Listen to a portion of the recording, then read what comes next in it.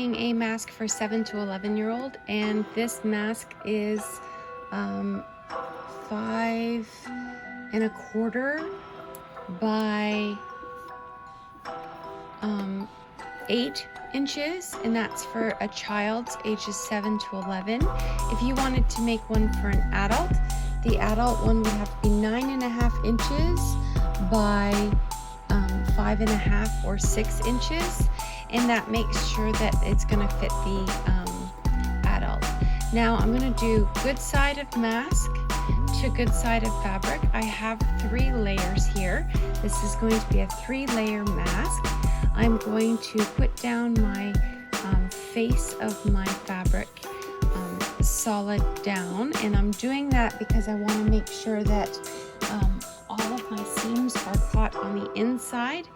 Then I also want to make sure that my ears, the elastics, are down. So I'm going to put that on the inside by the good face, and I'm going to use clips, and I'm going to clip each of those into place. If you don't have clips, you'll be using pins, and that's going to keep that in the right spot. And I'm going to do it on this same side, on the other side. I'm going to do the same thing. I want to make sure that I put it at the top and at the bottom. And I'm going to close to the good side. And I'm going to clasp those right at the elastic to make sure that they hold while I'm sewing. Just like that. And then I am going to sew this together. So I am going to start at the bottom of one side. I am going to just use the foot as my guide. I'm not going to do a large seam allowance here. I'm going to make sure that my needle is in the middle, and I'm just going to lock stitch and sew. When I get to the end, I'm going to put my needle down, then I'm going to pivot, and I'm going to start the next.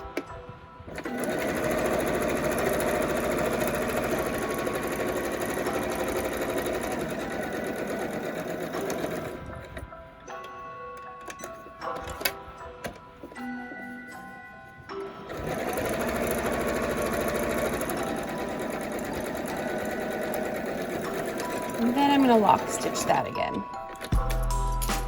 Then I'm going to take that off, and I'm going to use my snipper at the razor blade at the side to cut those threads. Now I'm going to put in a wire, and I'm going to put the wire in the seam allowance. So you see the seam is here, and you see I have extra fabric.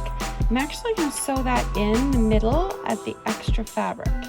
And I'm going to do that because that's going to make sure that it stays in.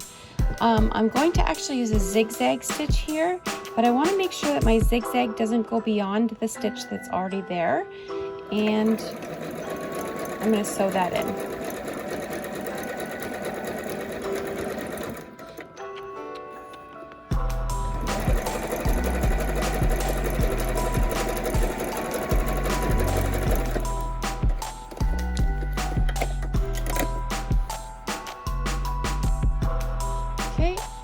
Next, I'm going to flip this to the right side out. I'm going to use my fingers right in each of the corners. And now I have a mask. Oh, and I wasn't careful. So you see I have actually made a mistake here, and I actually have sewn in the elastic to the bottom. I don't want that to happen. So I'm actually going to have to, let's see, which one is that happen on? That happened over here. Okay, so I'm actually going to tear out that seam using my seam ripper because I need to make sure that that elastic is free to fit on someone's ear. So I'm just going to pull this back out. down to the edge.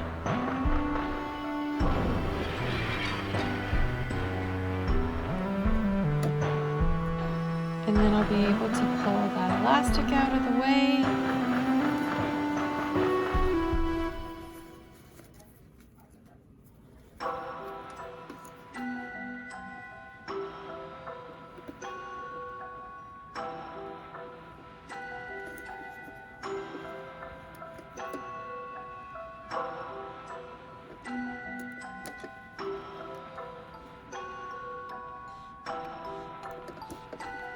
And there it is. Now it's free.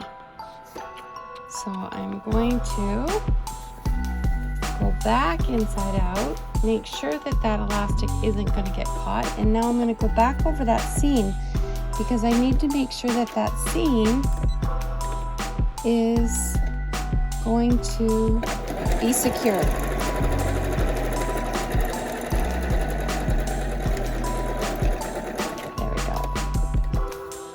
So now it's been repaired. So now I can go back. There we go. Make sure that any of our loose threads are snipped.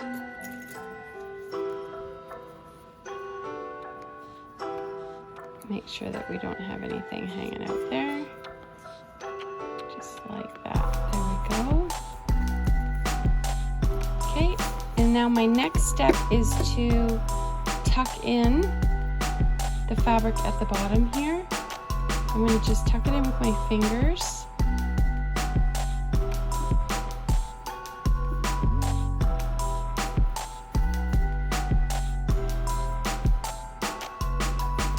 Just like that. Make sure it's nice and flat.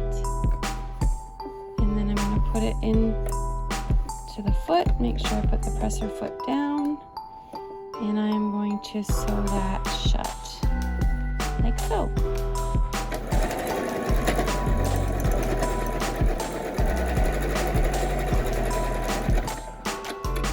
I have a couple threads that are just keeping me tied up to my foot, so I'm just going to cut those.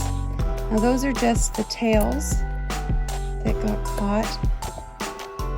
If that happens, you can lift your foot and untuck those feet. There we go. And line that again. And then make sure that that foot goes back down. And sew.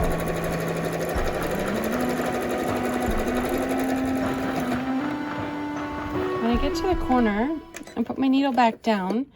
Now, I know that my wire is here, so that means that this is the bottom of my mask, and I know that I want my folds to go towards the bottom. So I'm just going to take my two fingers right across from each other, and I'm going to fold that over so it's nice and straight, both sides. Put my foot back down, and I'm going to sew over that. Once I'm over that, I'm going to put my needle back down. I'm going to do the next one. So here's my second fold, just like that. And I'm going to sew over that one.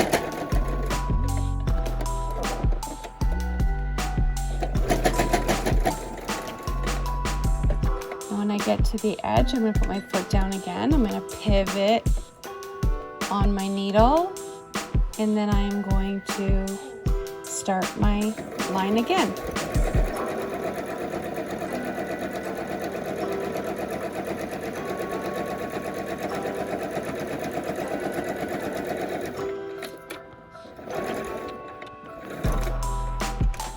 Foot goes down. Now I know that my wire is now up here, and this is the bottom of my mask, and my folds are facing down this side. So I need to make sure my folds are in the same direction as the other side. And I'm going to put my foot down, and I'm going to make my stitch.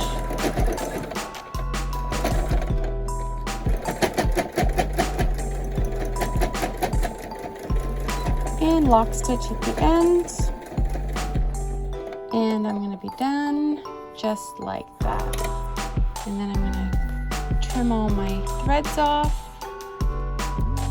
And now I have just finished a mask for a child ages 7 to 11. There you go. So now what I generally do is I generally will iron that for just a minute, just to make it nice and flat. And then I have to put a bead on it, and the bead will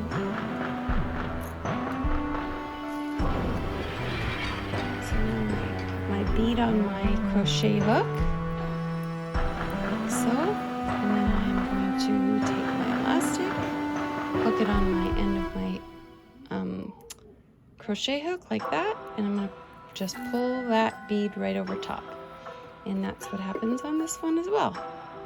So I put it over the elastic, over the crochet hook, and I pull my bead over, and there is a mask for a 7 to 11-year-old, just like that.